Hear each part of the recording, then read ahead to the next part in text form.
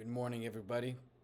On this channel, we've talked about capital rotation, meaning that during rallies that have gone on beyond 20%, 30%, there's often a point where the buoyancy is maintained by media and hype, and the smart money rotates into depreciated assets or where rallies have been faded some time ago.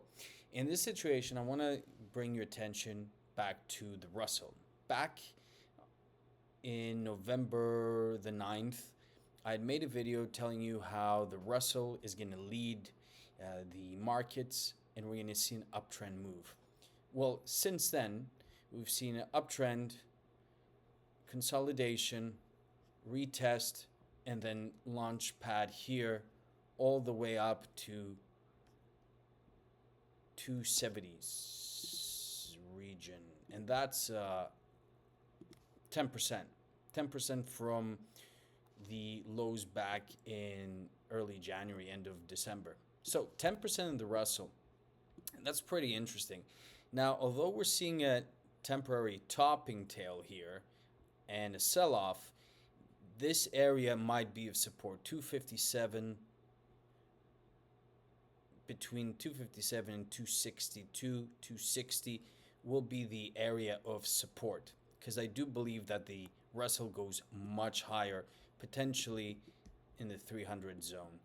Now, if we take a look at the temporary top that we had back in November, you can see that we touched and we closed temporarily above 267. And the next number that we should pay attention to is the 290 zone, as I do believe that we enter as a final blow off top. That is my thesis here. In conjunction with the drop of rates, this should increase the Russell and lift the small caps. Now, I want to bring your attention as well to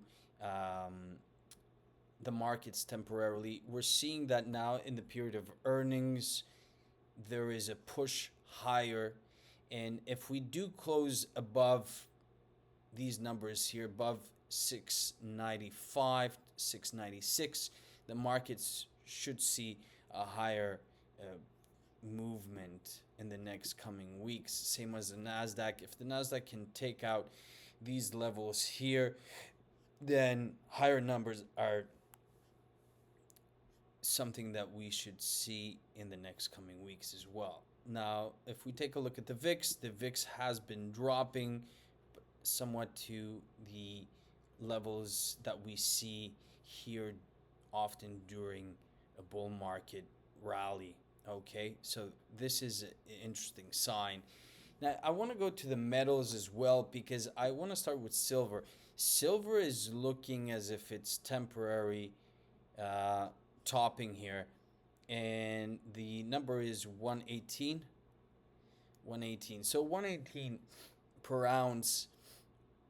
This topping tail always works when it's in an all-time high, and this is very concerning. We might see a reversal of smart money from silver into potentially gold, because gold hasn't had that tremendous rally that we saw in silver. Gold, to me, looks like it can go much higher than this. This, although it looks like a topping tail, the next day, today, we bounce back, taking more than 50% of the drawdown. Typically, that's a sign that this can be soon negated. So if we look at the 4-hour chart, you can see over here that we're regaining the sell-off from the previous day, and this is very bullish for gold. If we maintain these levels here, we can definitely see 5,500,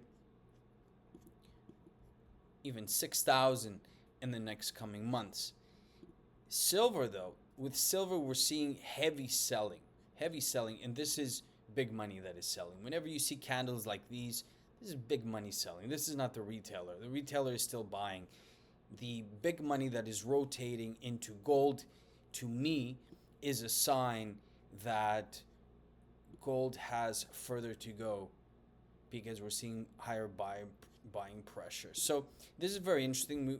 We of course have to see the development, how it closed the next few days. But silver to me looks like it has put in a temporary top. Now, it's good that the metals rally that much. Sure, it took out money from other equities like Bitcoin, the stock market, etc.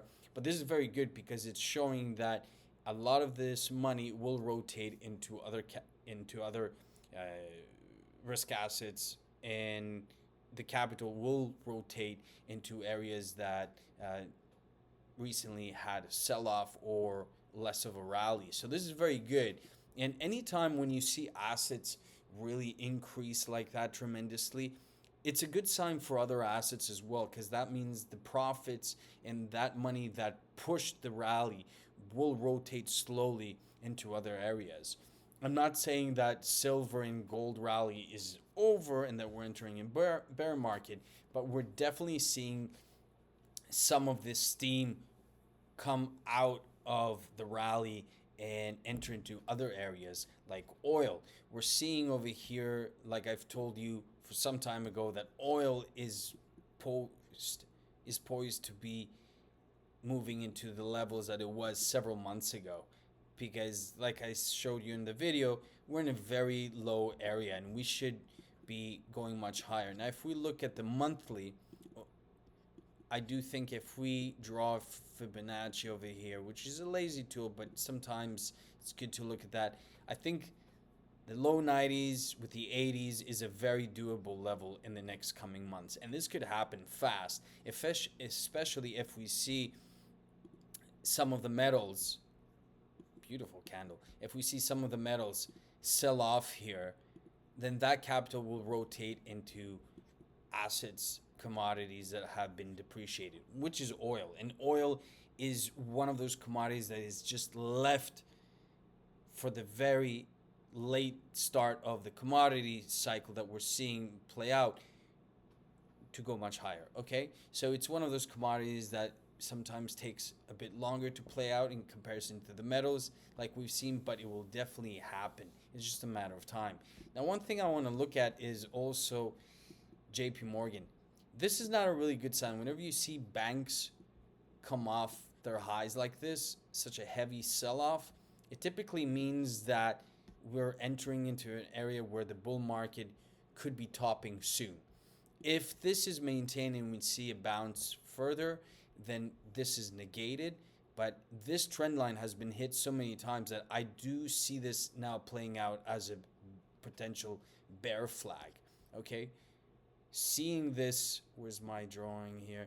Seeing this sell-off and this accumulation here, consolidation, could mean that we're going down much lower. Okay, so this is something to take a look at. I also want to look at the dollar. The dollar has been selling off very strongly, and this is typically good indicator for risk assets.